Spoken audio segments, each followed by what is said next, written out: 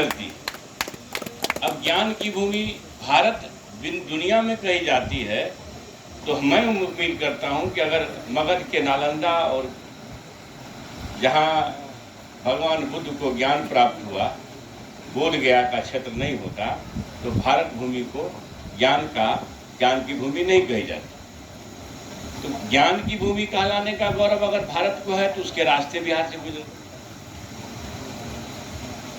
गणित की भूमि कहलाने का अगर भारत को गौरव है, तो उसके भी रास्ते मगध और बिहार से गुजरते हैं।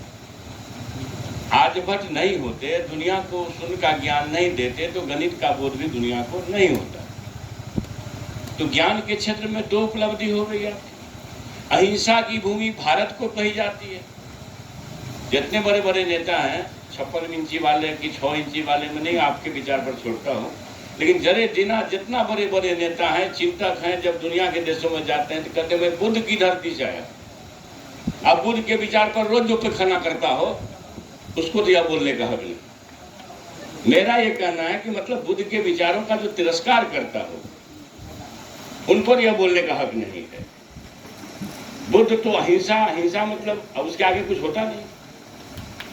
जीव जंतु का हिंसा से लेकर के पशु हिंसा से लेकर के मानव हिंसा तक के खिलाफ जो विचार करता हो, और जो उसके वाहक होते हो, नफरत फैलाने वाले लोग होते हैं, वो भी कहते हो कि हम बुद्ध की धरती से आए हैं, तो कम से कम अगर कहीं परमात्मा है तो उन लोगों को इसकी इजाजत नहीं मिली। तो अहिंसा की भूमि अगर भारत को कही गई है, तो उसकी भी जननी यही बिहार है, यही बोध गया है, यही मगध है। और आप समझिए कि गणतंत्र की भूमि दुनिया में भारत को कही जाती है, उसकी भी जननी यही बिहार है, यही लिच्छवी है, यही वैशाली है, सबको पता है। अद्भुत है, कोई चीज है जो भारत भूमि के किसी के गौरव का कारण बिहार के बाद भी कोई जगह बनता है। ऐसे हर राज्य है, हमारे भारतवंशी हैं, सबका योगदान है फिरंगियों को खदेड़ने में, लेकिन आखिर कुछ बात तो रही होगी ना। बिहार के मिट्टी के तासीर में वह दम रहा होगा कि राष्ट्रपिता बापू को लगा कि बिहार के चंपारण की भूमि या बिहार की भूमि ही अंग फिरंगियों को खदेड़ने में माकूल माहौल बनाएगा। जब इतनी शानदार विरासत है हमारी, तो भाई हम कहाँ खो रहे हैं चीजों को। निश्चित रूप पर मैं आरोप नहीं लगाता हूं, लेकिन वेदना व्यक्त करता हूं कि हम शिक्षकों ने कालांतर में अपनी भूमिका को कुंद कर दिया। अब बताइए, शिक्षा कैसी चीज है कि एक शिक्षक पुत्र साधारण परिवार में होकर के अगर शिक्षा हमें नहीं मिलता माता पिता के आशीर्वाद से, प्रभु के कृपा से, तो हम भी भैंस के पीठ पर 100 फीट का लाठी लेकर रहते, शिक्षा मंत्री तो नहीं बनते। तो भाई आपके बगल का पड़ोसी कोई शिक्षा मंत्री शिक्षा है तो बन गया। एक शिक्षक तराशने का काम करते हैं। आपके हाथ में बड़ी जिम्मेवारी है, और इस जिम्मेवारी को जो हमारे पुरखे निभाते रहे हैं, तो उस विरासत को प्राप्त करने का हरदम लक्ष्य हमारा होना चाहिए। और हमारे माननीय मुख्यमंत्री जी, उप मुख्यमंत्री जी गुणवत्तापूर्ण शिक्षण देने के लिए समाज में प्रतिबद्ध है। कुछ हो सकता है, हर आदमी के काम करने की कमजोरी हो सकती है, उसी प्रतिबद्धता का ये एक उदाहरण है कि बीपीएससी को परीक्षा गई है।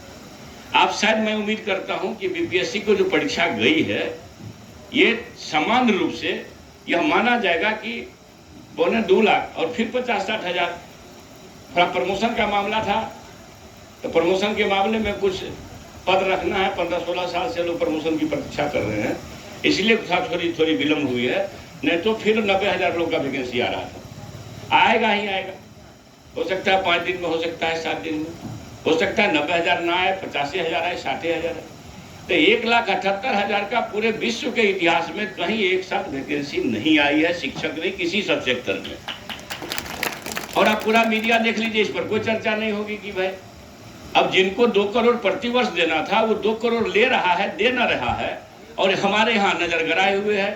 कहीं हो सकता है न्यायालय मामले में फंसावे, कहीं कुछ फंसावे। तो आप लोग भी होशियार सतर्क रहिएगा। सरकार की प्रतिबद्धता है कि गुणवत्तापूर्ण शिक्षा देने के लिए हमें किसी स्तर तक जाना होगा। हम शिक्षक वृंदों से, माता पिता से विनम्रता पूर्वक कहना चाहते हैं कि जितना हो सके अपने जीवन का सर्वश्रेष्ठ शिक्षा को देना चाहिए और भारतवर्ष के विकास में देना चाहिए। जितना हो सके सर्वश्रेष्ठ अपने जीवन का सर्वश्रेष्ठ करिए। और ईश्वर ने, प्रभु ने, परमात्मा ने, खुदा ने अगर पैदा किया हमको इंसान के रूप में, बड़े भाग मानुष तन पाया, बचपन से सुन रहे हैं कीर्तन भजन में, कितना करोड़ जोनी का तो लोग, हमको तो ध्यान नहीं है, कितना करोड़ या कितना लाख योनि लोग गुजरते हैं। ऐसा